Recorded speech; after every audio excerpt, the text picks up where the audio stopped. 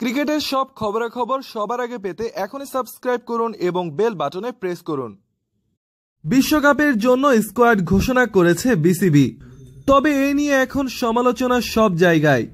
সবাই রীতিমতো হতভাগ ইনজুরি থেকে ফেরা তাসকিন আহমেদকে দলে না দেখায়।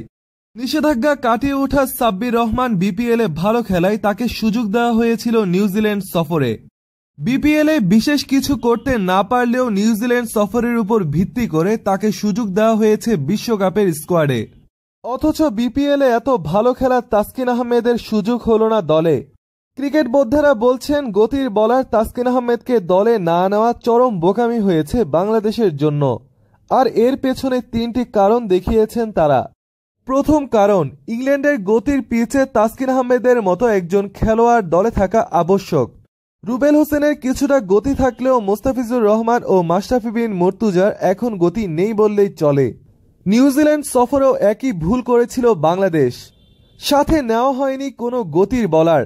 তাসকিন আহমেদ ছাড়া সেবার ভালোই ভুগেছে বাংলাদেশ দল।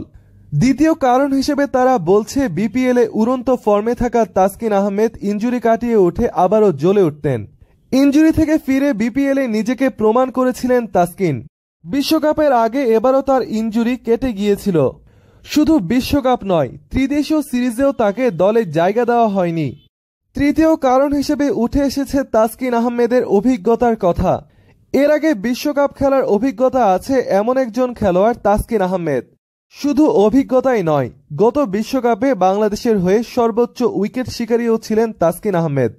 এই তিন কারণ দেখিয়ে বলা যায়, তাসকিন আহমেদকে বিশ্বকাপে স্কোয়াডে না রাখার কোনো যৌক্তিকতাই নেই।